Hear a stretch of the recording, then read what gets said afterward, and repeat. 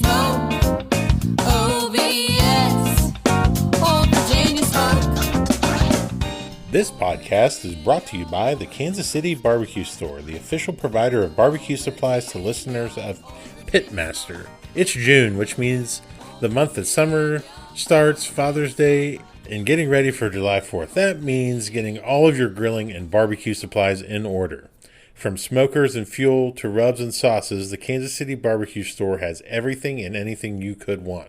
And get this, as a listener of the OVS Pitmaster podcast, you can get 10% off of your order this summer by using the code PITPOD, PITPOD, for online orders at www.thekansascitybarbecuestore.com.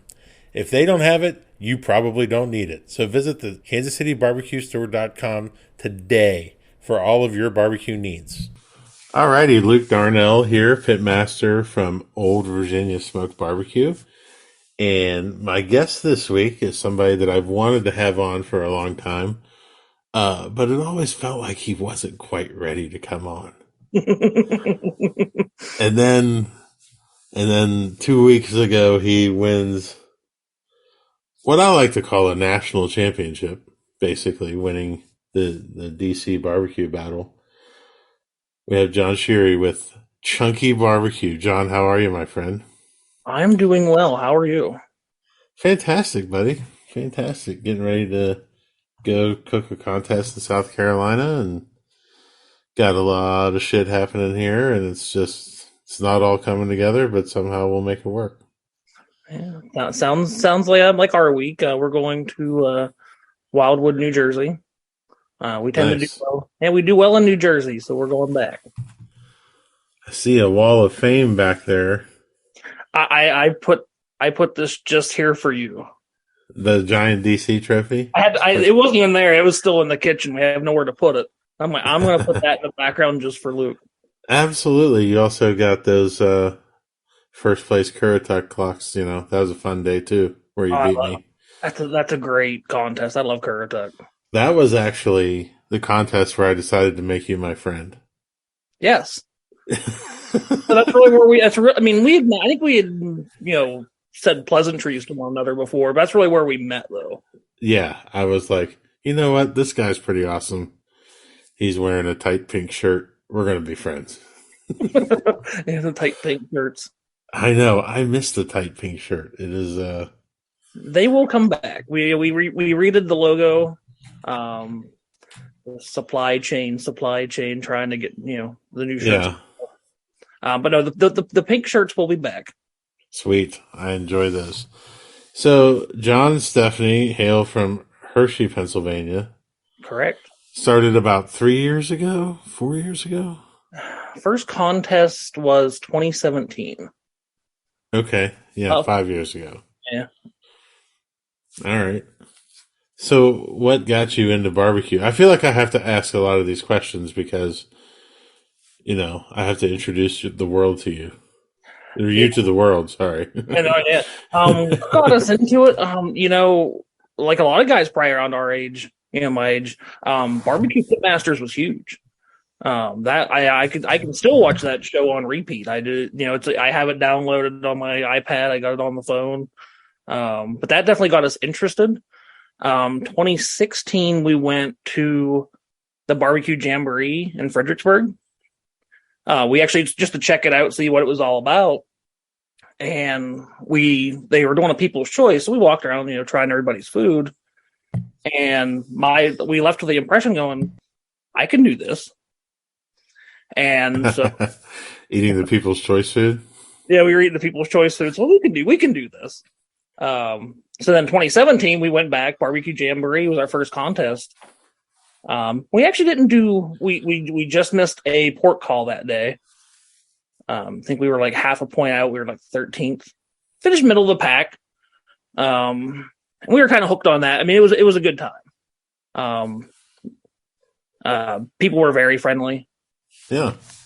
We kind of got bitten by the bug there. Second contest would have been Keystone at the Farm Show Complex here in Pennsylvania. Right. And it's another well-run contest. So, that kind of like lit the fire. And then we took 2018 off, just had some personal stuff, but then started going a little harder in 2019, and then got more serious about it in 2020. Right on. Yeah, I remember 2020. I do too. Yeah, you were. I was like, who is this guy winning all these contests? It's pretty awesome. We heard a lot of stories like that. I know when we won the first one in, what was that, Blairstown, New Jersey. Yeah. We heard a lot of stories about who the enter your 4-letter word is Chunky BBQ. Yeah. We came out of nowhere, really. And you can cuss on here. It's fine. Yeah. Don't feel the need to edit yourself. we definitely came out of nowhere, and that was like that triple they did, like the 3 days. And the funny story about that is, me and Steph were driving up to do that final day, and I just joked with her. I'm like, hey, these guys have been cooking for 2 straight days. Maybe we can sneak in and surprise people, and we did. Oh, no question, because that was hands down the worst day of barbecue I've ever had. It was, and I was one of the people sitting there going, who the fuck is Chunky BBQ? I really was. I was like, and they're like, he just cooked today. I'm like, this guy had it right. Come in here, smash everybody off, because we were so done. Yeah. Well, I heard so many people just say they were so ready to be done. They just turned in whatever, and I'm like, hey, that's great. We came in fresh, ready to go. we were just coming off. We were at Spring Grove the weekend before, and we got our first place call in ribs that day. I remember that. Went off of that. Yeah. And that's where we got our first chicken call, our first pork call. I think we won the Wild Child that day. I mean, like brisket. Yeah, you don't do things small. Actually, you won the Wild Child somewhere recently, and where was that? Where did we win one? I don't know, but on your way out no, it was in New Jersey again. Yes. And I told you on your way out that you were buying dinner the next time. That didn't happen. So that's going to have to happen. And are you going to Wise? I will be in Wise. I just got the text from, was that Greg Cross? This evening. Yep. Shout out to Greg Cross, my brother. He's amazing. Wise is amazing. If you've not been there, Wise, Virginia, chilling and grilling in the Glades is one of the best run contests on the East Coast. Small little hometown contest. They always roll out the red carpet. It's amazing. You've spoken good things about Wise, and I know what Alex and Bill, I believe, are the reps for that one. They've said good things. So we're really looking forward to that one. Generally, I'm considered the mayor for the 3 days that I'm there. and it's funny because I'll be like, I need to do this, and the guy's like, who told you can do that? It's like, mayor. Mayor said I could do what I want. I'm in charge. He's like, huh. Yeah, no, I'm really looking forward. Most of the July contests we're looking forward to those. So, it's be a first. It's a fun time of year and to get out and be out in the summer and stuff like that. But enough of these pleasantries. Let's get into the questions. I'm pretty excited. I'll tell even more stories. So, John goes on this little tear, and John and Steph win a contest, and then we're going back and forth with calls in Currituck, North Carolina, and I'm sitting there going, I look at Kim and I was like, I'm making this guy my friend. And she's like, why? I was like, he's going to beat us today. I can already feel it. But it's time that we're friends. So I kept coming over and talking to you between every category. And you GC'd that day. We RGC'd that day. And from there on, now I make sure that you're near me. Oh, no, we have Currituck, and they were handing out flyers at last event there. Or down in D.C., they were handing out the application. Yeah. I'm like, oh, no, we are absolutely coming back. I need one more. I have first place chicken rib and Yes, so I'm missing the pork clock. Yeah. That brisket win last year. I remember that. Oh, that was huge. That lifted a huge monkey off my back on that one. I know, because you were fighting the cow for a long time, and I thought I had won brisket that day, but they called your name instead. I was upset. Not really. No, I was yeah, no, I needed that. Last year was very frustrating in terms of brisket, and I mean, really, and since then we have turned it around in brisket too. Yeah. Cool, man. Well, all right. I'm just gonna start. We're gonna figure out what goes on in that mind of yours. All right. All right. So, how have your career and life experiences outside of barbecue prepared you to be a pit master on the competition barbecue circuit? Most things that I've done, 'cause I've listened to your podcast enough times, so I was expecting these questions. Probably the biggest thing is attention to detail. Like when it comes to boxing and the presentation aspect, not much gets by me. Like everything has to be. We had talked before about I was going through a phase of backyarding things up a little bit, and not to offend any backyard, but just to not have that perfect looking box, hoping to get some preferential judging. But I've kind of gone back to those perfect, professional looking boxes here in DC, and it paid off. But the attention to detail, how the ribs look in the box, laying those porks, like the money muscle slices and that. And as Steph would even say, there's definitely a perfectionist streak that I have. Like if if pork has to be on at 8:30, like that from that lid needs to be open, 8:29, 59 seconds. That first butt is going on at 8:30 or whatever time it is. Which I adhere pretty strict to that timeline. I know, it's funny trying to get you to go do things. You're like, I cannot do that at that time. Nope, that's pork rip. Can't do it. Can't do it.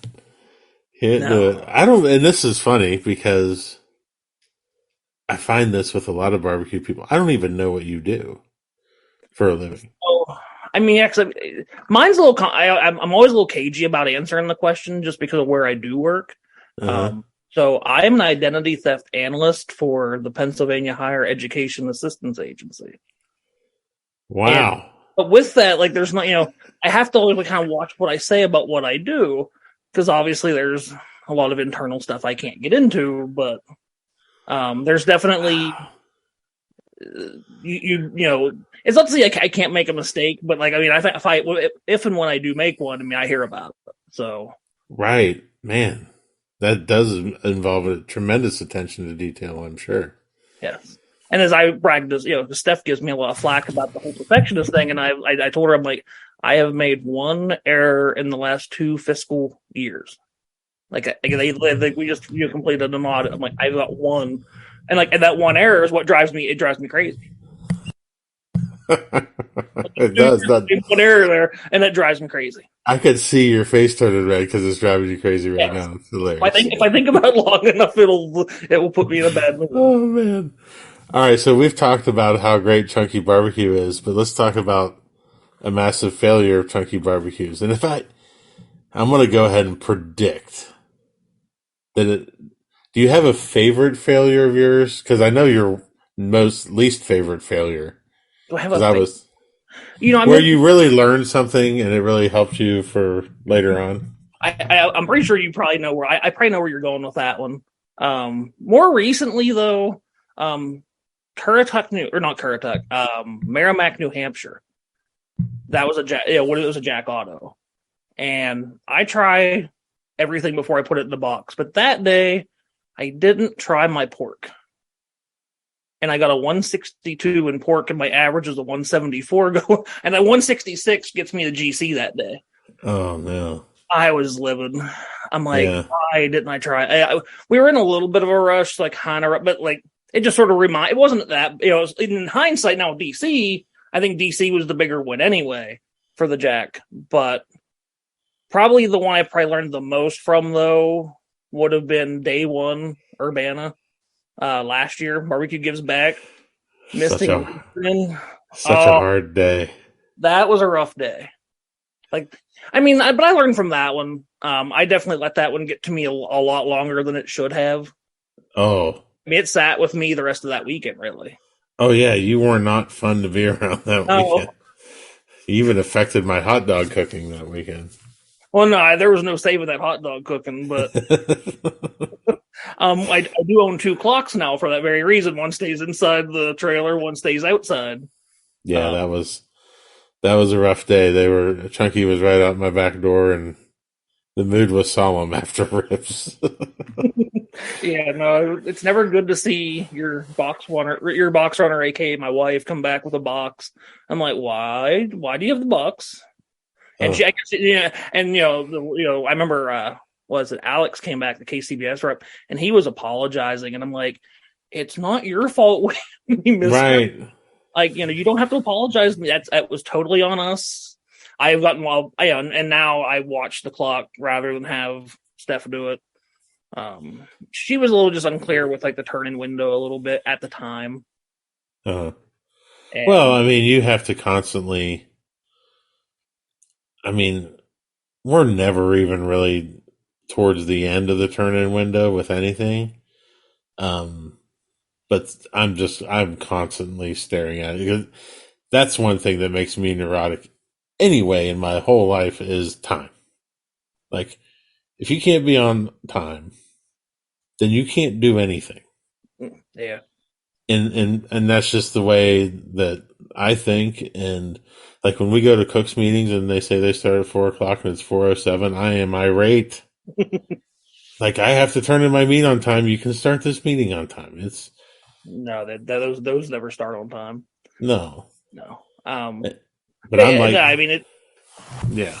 Yeah. Oh no, I mean that's definitely something I took over from Steph. I'm like, I will, everything stops and ends with me. So like I watch the clock. But I mean, anymore, probably the only thing we come close on is pork, just because you've taken the hot and fast class. There's a lot going on to get pork in the box.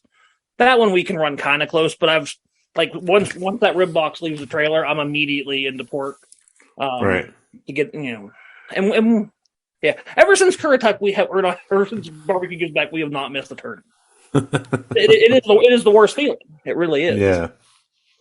Yeah, you just kind of got to work. I mean, everybody's got to be aware of the clock. You just got to, when it comes time to worry about the clock, Kim is doing the box. I'm out. I'm cleaning, so I just sit there and watch, and hey, it's 1:01. Like, wrap it up. Let's go. Yeah, no, Steph definitely has those moments now. She'll be like, we'll have like 5. I'm like, you've got time, but she's like, now we get like to say like 1:00 on pork, and she's like, come on, let's go. I've got 2 minutes. Let me, let's clean this up.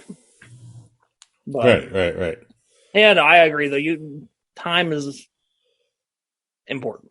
Yeah, time's important, but so is equipment. What do you think has been the most worthwhile investment that you've made in competition barbecue? Equipment wise, I mean, because in anything, actually, it doesn't have to be equipment. The best money I've spent is classes. I've taken the hot and fast class twice. Twice. I've taken it. I mean, we've only really been going hard at this since 2020. Yeah, that's true. We took it in 2020. I took it. We were out there. A few of us there in this year to do it. And then I also took with Charles Cridlin and Richard Fergola last year, just to kind of break it up a little bit. But that's probably where you can put your best money is the face-to-face classes. Really, like I love the barbecue league, but there is something to be said for actually sitting down. And really, I mean, probably the moment the light bulb the light bulb went on for me was trying Tim Shear's chicken the first time. Like, I wasn't sure what we were doing wrong because our chicken tasted good, and I took a bite of his chicken, and I'm like, okay, now I know what I'm not doing. Right. Like it was just leaps and bounds above what we were doing.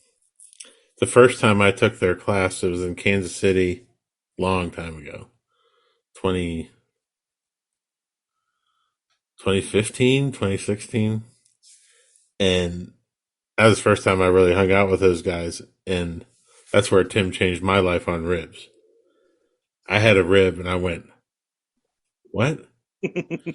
What was that? And I went and got another rib, and people were like, what are you doing? I'm like, it's the best rib I've ever had.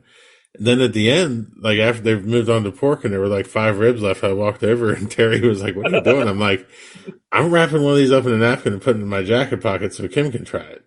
Yeah. And I took it back to the hotel 3 hours later. I'm like, "Eat this rib right now."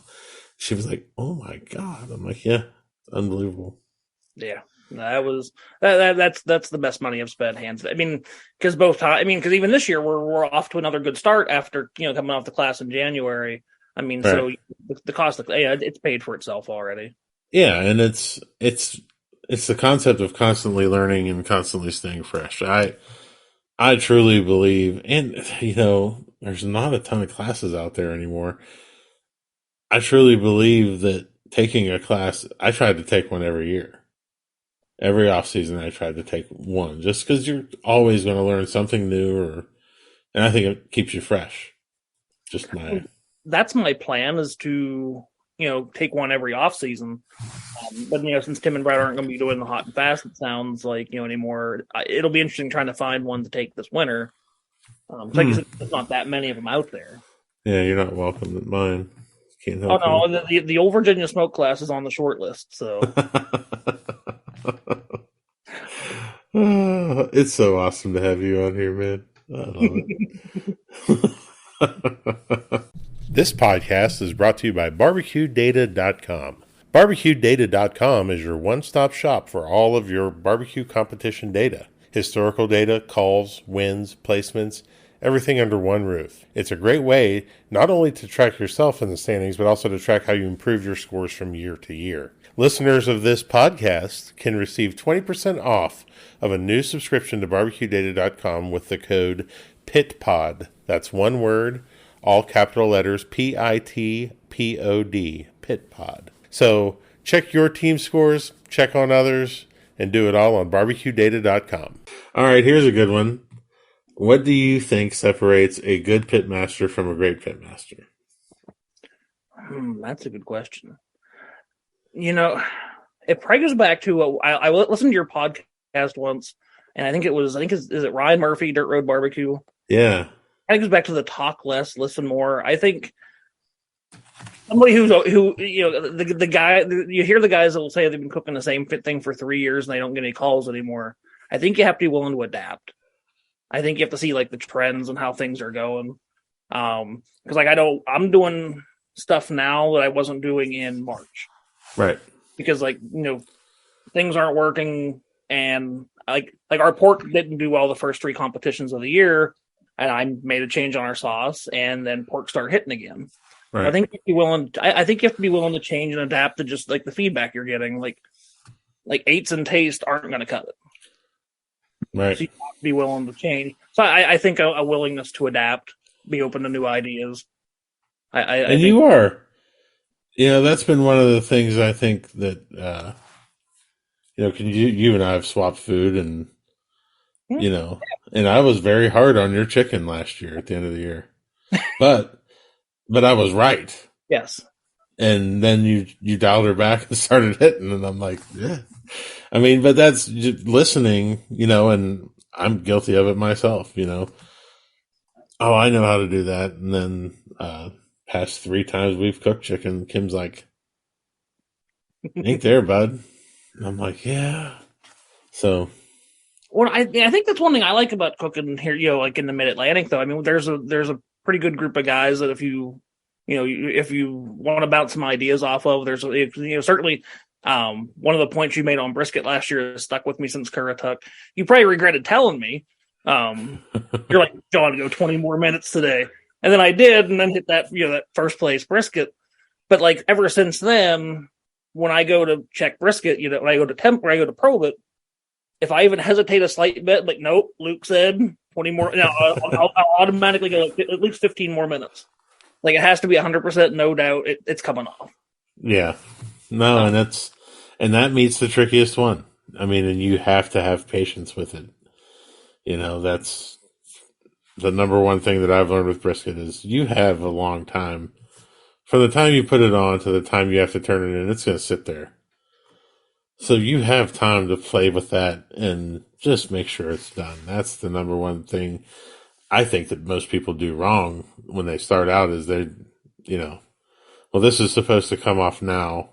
Right. It's like, yeah, it is, but sorry, dude, it's not Well, ready. I mean, that even kind of goes back to, like I said, about, being able to adapt and be open to new ideas. Because, I mean, we just had like our July 4th, picnic, and I'm talking to all these people. They're like, well, I do my, my pork till it hits 190, then I pull it. And I'm like, but is it done? Right. And that's why I tried to get into, like, they're cooking to a certain time. I'm like, you really need to be cooking to a certain tenderness. Right. And like the one guy, I mean, his mind was almost like blown. He's like, wow, I never thought of that. And I'm like, well, you really wouldn't unless you're doing this. I mean, like I go, like I've learned a lot doing comp barbecue that I wouldn't have learned, just cooking at home. But it also affects your cooking at home. Yes. 100%. I keep saying Kim's going to hate me. Anyway, back to the questions. So we talked about classes. Do you have a purchase of $100 or less that has positively impacted your barbecue life? Something small? I can't remember the brand name, but it's a Rapid Steel. I'm not very good with like the traditional honing bar. I'm not very good with keeping an angle. Uh-huh. And then I guess watching a YouTube video, Harry Sue had it. It's like two steel rods, and you just draw it through it. Yeah. And because sharp knives are important in what we do, and so that goes everywhere with me. That's awesome. That's a great one. It's not as good it's not as good as the butter cutter, but the butter cutter, life changer, dude. But that Rapid Steel has been again, just because I'm not very good maintaining that angle with like a traditional honing bar, so it does wonders. One of the things that I love about you is that not only are you really good at barbecue, but you're also a huge barbecue fan. Like, you really just enjoy this and enjoy being around it, and I love watching you do that. It makes me happy. The more we've done it, the more I enjoy it. Yeah. We've done a few contests. I mean, even like like DC, just because I mean I'm most definitely an introvert by nature. Like that's just how I am. But like Jiggy with the piggy this year, I talked to so many people, and there was even one couple and they had their 2 children were there. The husband stopped at 2 different times while we were cooking, but then they even came and found us after the award ceremony, just to say goodbye, how they enjoyed talking to us for the weekend, and that's cool. I was like, that was actually pretty nice. They actually came, they came up and found us after the fact, and yeah, I'm enjoying it more the more we do it. That's great, man. In that same vein, though, who has impacted your life the most in competition barbecue? See, that's a hard one. I knew you were going to ask that too. All right. Probably without knowing it, probably Brad Leniger. Oh, And I knew I was trying to get that reaction too. what a horrible answer. Anytime he's on a podcast or doing an interview, I will sit down and listen to it. Like the way he approaches things, I enjoy. Just the way he explains things. Jeez. Yeah. Even the worst part is I have never really formally introduced myself to Brad, even though I've been parked near him a few times this year. And I'm like, he's probably impacted what I do more than anybody else, just because of the 2 classes I've taken. Are you serious? Did you guys hang out at all this past weekend or 2 weeks ago? I think the only time I talked to Brad, we were both waiting on our respective Ubers to go back to the hotel at DC. Huh. It was so hot. Again, I'm a little bit of an introvert. You have to kind of get me. You kind of have to approach me to get the dialogue going. Which is why we get along great, because you have no problem coming over. I have no problem making you talk. No. One of my favorite John stories, though, is we cooked that contest down in Georgia in the beginning of the year, Sipping Swine. Yes. I was like, hey, John, come here. We went for a walk. We walked down, and I stopped at this random site, and we're just talking to people, and I'm like, John, that's Stuart Sink, the golfer. Both John and I are both huge golf fans, for those of you that don't know us. And John's like, what? Oh, hey. You wouldn't think to see a professional golfer, at a barbecue, contest. That was probably one of the coolest moments of the year so far. It was pretty cool. I was geeking out the whole weekend. I'm like, man, that guy won the British Open. Like, that's fantastic. Well, no, I mean, you just wouldn't put the two together. So it's like, seeing that was, it was very cool. And then hearing that it's actually something he does, a few times a year, every year. Yeah. Yeah, it was, very cool. And in fact, you hit it all weekend, though. I mean, you was like all week, and you're just like, and finally, Cook's over. Hey, come here. I'm like, what does he want? Where is he taking me now? Exactly. All right, and you can't answer Brad to this one because we're not doing that twice. When you hear the word successful in terms of barbecue, who's the first person who comes to mind? Damn it! I already used my one answer. Successful.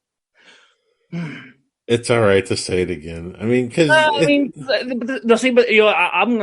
gonna really try to get brownie points with the guys at West. I guess probably Tim Shear. Really, I mean, if you think, where he's taken Blues Hog, Gateway Drum Smokers, the whole deal.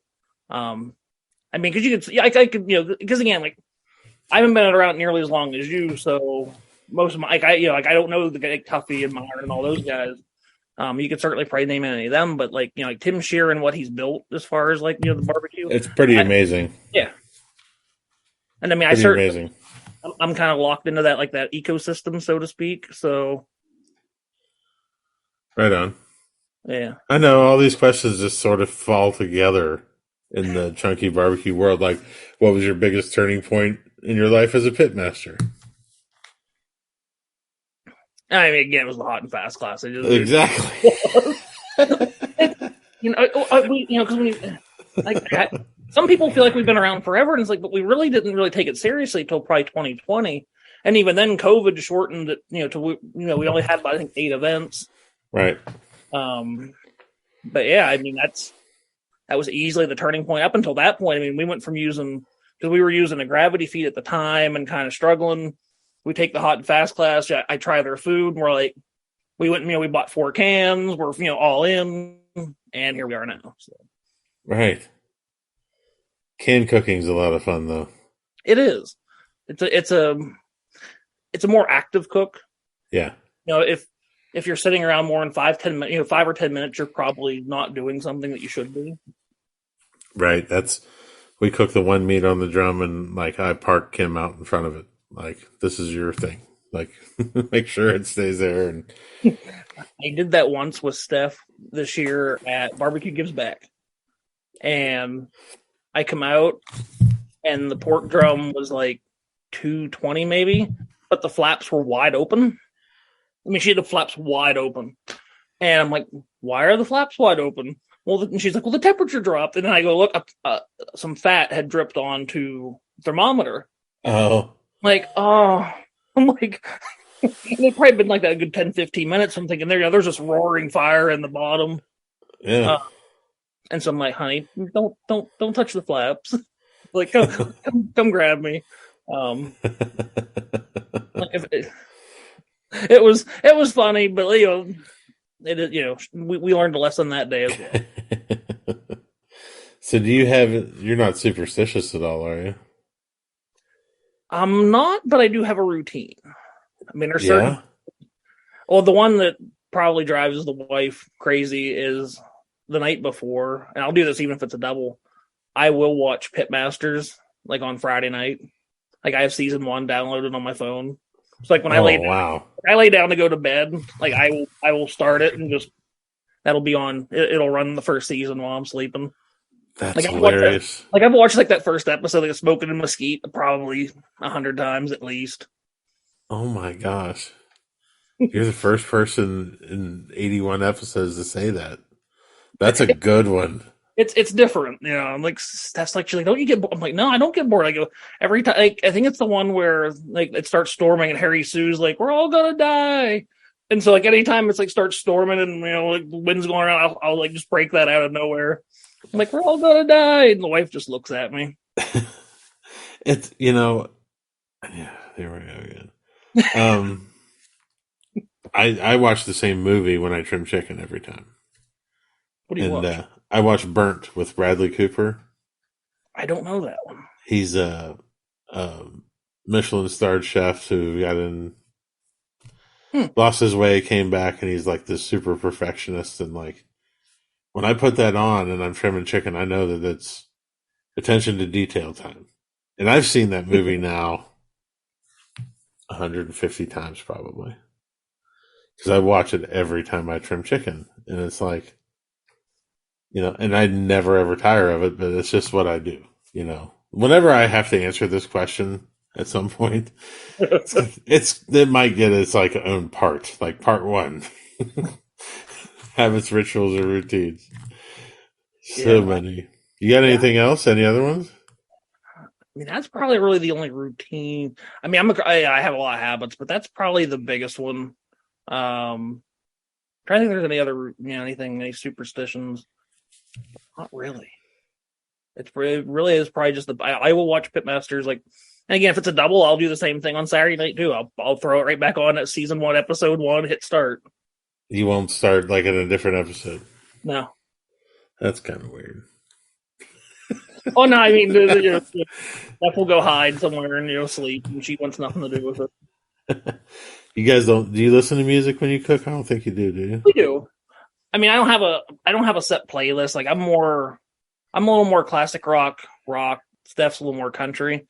If there's a good local radio station, I'll put that on. Again, preferably like a classic rock station, something like that. So you love being next to the old Virginia smoke trailer. When I hear like the drop of nines, absolutely. Although I could say, you're probably second though, because there is Packanack Lake and the Christmas music. They're pretty awesome. That's a favorite of mine. I'll have to give those guys a shout out. Packanack Lake with the Christmas music on a Saturday morning. It's really cool. Those guys are amazing. I mean, if I had to do it every weekend, I don't know how cool it would be, but like that once, twice a year, it's pretty cool to be near that. So, does your neuroses, does that encompass your planning for the week as well? Do you try and do the same things every day and get everything done? I'm a little bit of a procrastinator on that. Unless it's a double. If it's a double, I do try to get all my trimming done like Sunday. I'll try to get everything other than brisket done Sunday. Wow. I chicken is evil. And I scrape skin, so it's like I just want to get it over with. You do need the old Virginia smoke class. I do need the old Virginia smoke class. But yeah, no, otherwise, I'll do injections are usually Thursday night. I like to do them before we leave. Like I said, trimming, if it's a single, like this weekend, I need to probably start trimming. I should start this evening. I probably won't start till tomorrow.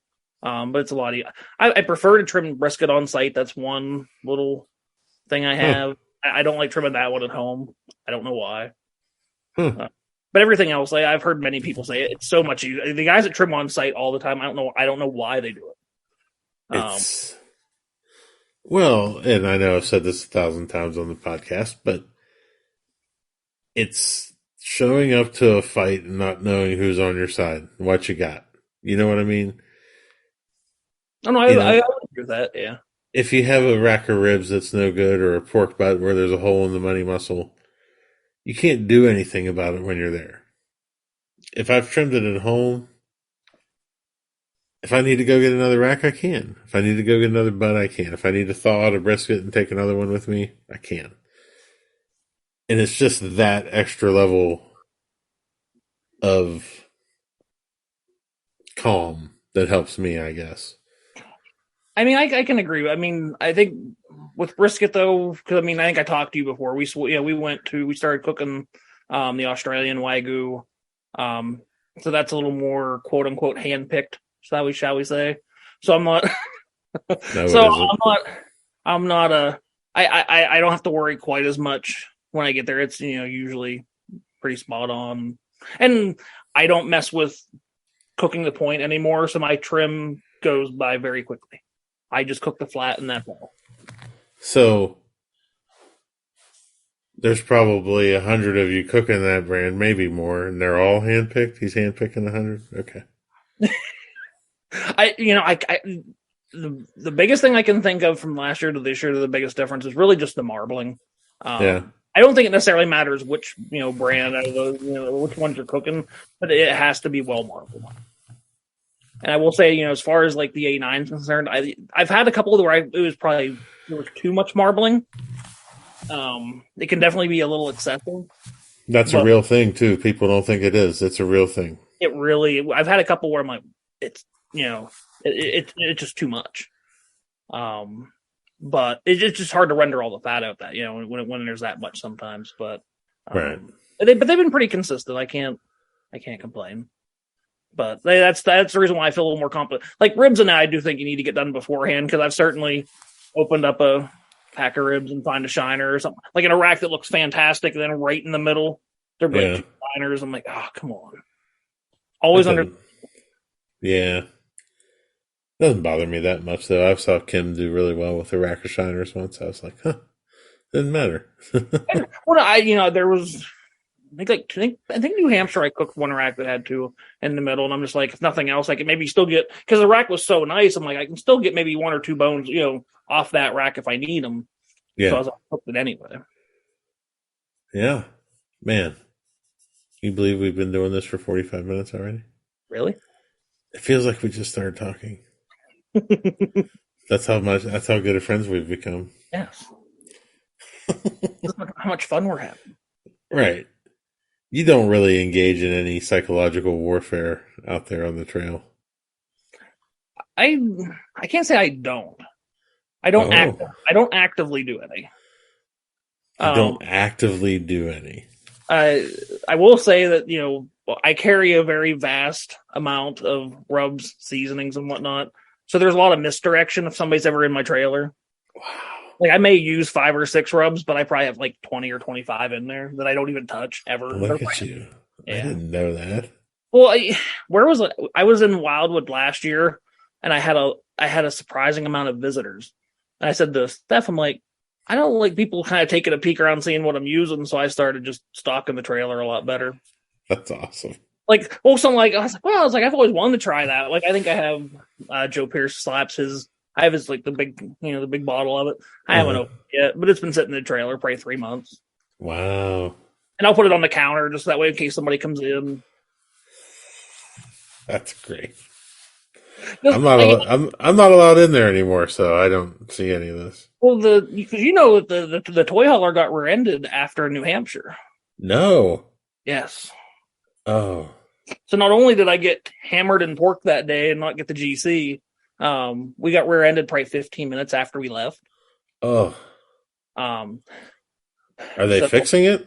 They are. We finally. It was hard to get a body shop to call us back, but we finally did. So we dropped it off Saturday morning. They're going to fix it. They're going to try and at least get our power restored so we can still use it while they wait on parts. Uh-huh. Maybe we're actually hoping to have it in time to take it down to Wise. Oh, cool.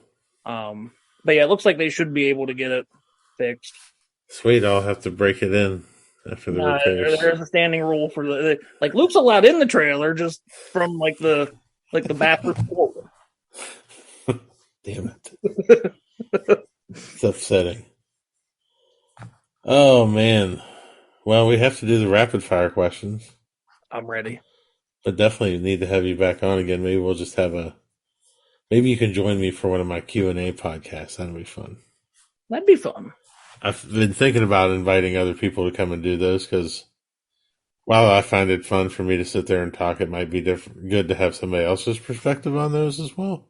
Well, you should almost consider doing something like out at the Royal or something. There's going to be a pretty strong MABA contingent there this year, so should take a round table or something out there. Maybe. Yeah, so many more. I don't know. I want to do something different with the Royal this year, but I'm trying to figure out what to do. And you have a lot going on out there though too. So yeah, it's a lot. I'm tired already thinking about it. Although this year I've told myself that I'm going to curtail a lot of my extracurricular activities. I don't need to be, doing all that stuff, and I need to figure out how to get a call in the Invitational because I've never done that. That was honestly for last year. That was the coolest moment ever. And we got 9th chicken, 16th ribs in the invitational. And I was like, I was telling my parents about it. It was almost the atmosphere they create, like at night with the music going, the lights, and then like when you're looking at who you're standing around, it's surreal. Yeah, it was 5 Royals, no tons of open calls, no invitational calls. Well, yeah, but I think you made up for it one day too, though. So I did. All right, rapid fire. all right. What do you see about barbecue on social media that upsets or bothers you? Everything. Probably the box. I mean, I've heard other people on your show say this too. The box pictures, like somebody will they'll be upset about their scores, and it's a great looking box, and they want feedback, and it's like, well, outside of the appearance, you can't give any. But at the same time, if you're gonna post a picture, you have to know on social media there's gonna be that one guy who is gonna just lay in. I hate the box pictures, but I hate the really shitty box pictures. And people go, "What's wrong with that?" And I'm like, "I can't answer you. You know, I can, and maybe maybe I should. I don't know. Just be like, everything." I don't mind the ones that, like posting there, and they are looking maybe for some feedback. But there are the ones that'll post it, and they think it's looks great, and I'm like, no. I mean, I've tried my best to not put many up. I know I got my first pork 180. I had to put that one up, but it was no, you didn't. It was a fantastic looking box. You don't have to put any boxes up. I've never posted one. I don't think. I don't know. I have to go check. Yeah, but that's probably my pet peeve on there is just the box pictures. Yeah. What do you have a favorite pre, during, or post competition meal? Post competition, we will normally a lot of times it's pizza just because it's the one thing that's still open that late. If we're home early enough, though, we'll do some kind of pasta. Again, whatever's open. Yeah. Like I'll do like a chicken parm. Anything other than something that would be smoked or grilled. Right. But lest we forget Stephanie's muffins on Saturday mornings. I don't even know where that started. I'm like, what? Why do you have muffins? And she's like, oh, I bring them for Kim. I'm like, oh, all right. But like, she brings them for Kim, but I eat them. But you eat them, okay? Like I'm disconnected from that. I'm just like, all right, whatever. Have at it. Do you have a favorite present that you like to give to people? I probably don't. Like that's the one question I remember. I'm like, I don't really have anything. Probably, I would normally like sarcastically say just the joyous presence that is me. That's amazing. That's going to be the name of That's going to be the name of the podcast. The joyous presence that is me. Oh, I can just hear the wife's reaction to that right now. I might get my own Chunky BBQ T-shirt that has that on the back. Oh, so yeah. I mean, Steph's probably a little more like she brings stuff. I know, like she really likes Kim, and so she does stuff like that. But I can't think. Yeah, I don't really have any. No. Okay. I feel like I should give you my favorite present at some point soon. Just because it totally weird you out when I give it to you. What is your favorite present? Oh, I give people underwear. Nah, you can keep that. Yeah. Nope. Happening.